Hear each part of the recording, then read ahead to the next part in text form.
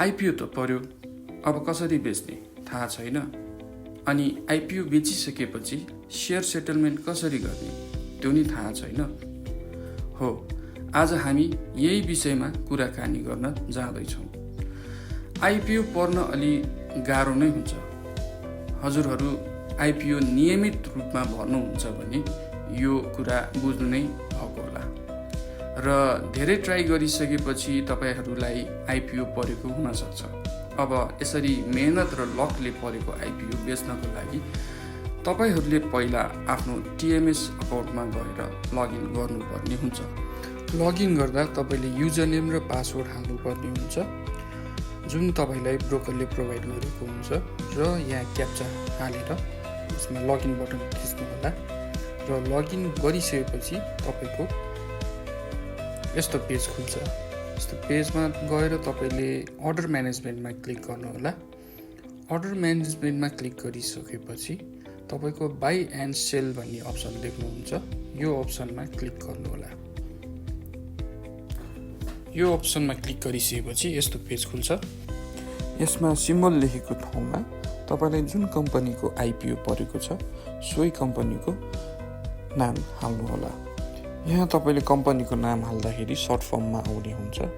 यसरी नाम हालिसकेपछि क्वान्टिटी लेखेको साइडमा तपाईँलाई जति किता सेयर परेको छ त्यो किता हाल्नुहोला। यो मैले अहिले बेच्न लागेको सेयर आइपिओ सेयर नभई सेकेन्डरी मार्केटमा उठाएको सेयर हुनाले मेरो क्वान्टिटी अलि बेसी हुन गएको हो। यसमा तपाईँले देख्न सक्नुहुन्छ एचएसपिसीको करेन्ट प्राइस 530.4मा अहिले खरिद बिक्री भइरहेको छ र मैले यहाँ आफ्नो क्वान्टिटी हालेर बिक्री गर्न गइरहेको छु। मैले यसरी 530.3मा सेयर हालेँ।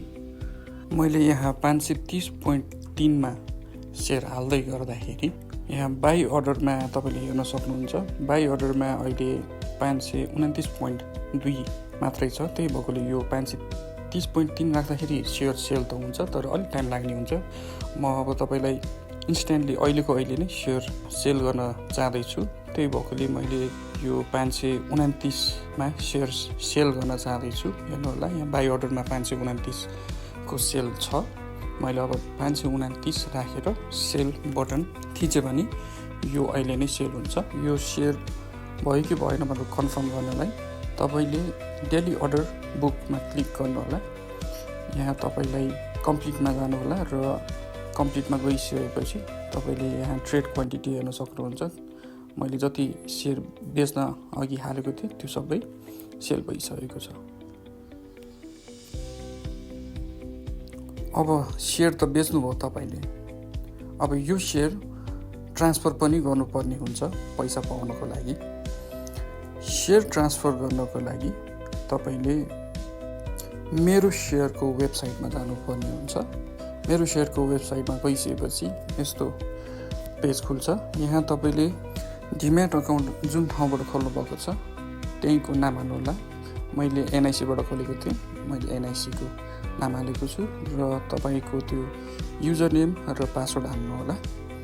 यसरी हालिसकेपछि यस्तो पेज खुल्छ। त्यसपछि माई पर्चेस सोर्स भन्नेमा क्लिक गर्नुहोला। यो गरिसकेपछि यस्तो खुल्छ। यो खुलिसकेपछि तपाईँले अब कुन सेयर बेचेको त्यही सेयरको नाम यहाँ टाइप गर्नुहोला। मैले अरू सेयरहरू पनि बेचेको थिएँ। मैले एचएसपिसी पनि बेचेको थिएँ। एचएसपिसी चाहिँ मैले पहिले नै गरिसकेको छु। योभन्दा अगाडि मैले सर्वोत्तमको सेयर पनि बेचेको थिएँ। म अहिले चाहिँ सर्वोत्तमको सेयरको ट्रान्सफर गरेर देखाउने छु तपाईँलाई।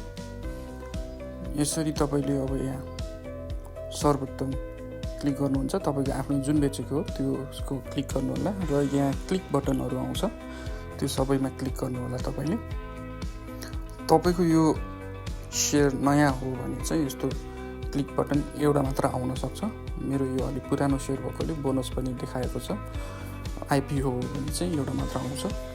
जतिवटा क्लिक गर्ने ठाउँ छ त्यो सबैमा क्लिक गर्नु होला। यो क्लिक गरिसकेपछि तल त्यो एउटा अर्को क्लिक गर्ने ठाउँ आउँछ त्यसमा पनि क्लिक गर्नु होला र अपडेट गरिदिनु होला।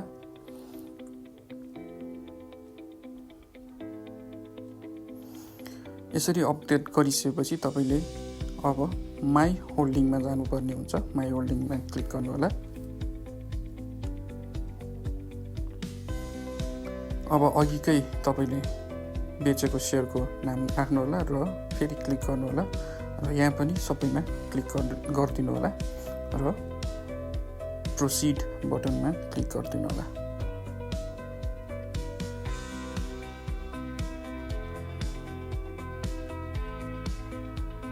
यसरी प्रोसिड गरिसकेपछि फेरि एउटा क्लिक गर्ने बटन आउँछ र अपडेट गरिदिनु होला।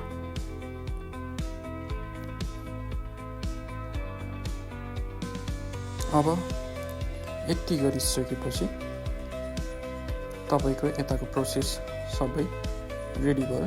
अब तपाईँ यो माई इडिआइएसमा जानु होला र ट्रान्सफर सेयरमा क्लिक गर्नु होला। ट्रान्सफर सेयरमा क्लिक गरिसकेपछि यो भ्यू डिटेल भन्नेमा क्लिक गर्नु होला। भ्यू डिटेलमा क्लिक गरिसकेपछि यता पनि तपाईँको जतिवटा छ त्यो सबैमा क्लिक गरेर प्रोसिड गरिदिनु होला। मैले 2टा सेयर बेचेको थिएँ, HSBC र सर्वोत्तम, त्यो 2टैमा क्लिक गरेर म प्रोसिड गर्दैछु। यसरी प्रोसिड गरेर फेरि एउटा क्लिक गर्ने बटन आउँछ, त्यसमा क्लिक गर्नु होला र कन्फर्ममा थिच्नु होला। यति गरिसकेपछि चाहिँ तपाईँको अब सेयर ट्रान्सफर सक्सेसफुल भएको छ। अब तपाईँले आफ्नो ब्रोकरबाट पैसा केही दिनमा पाउनु हुनेछ। पैसा तपाईँले आफ्नो ब्रोकर अकाउन्ट खोल्दाखेरि जुन अकाउन्ट नम्बर दिनुभएको छ त्यही अकाउन्ट नम्बरमा ब्रोकरले जम्मा गरिदिनेछ। यति भन्दै आजको भिडियो म यही समाप्त गर्न चाहन्छु। मेरो भिडियो अन्तिमसम्म हेरिदिनु भएकोमा thank you very much. Keep watching us.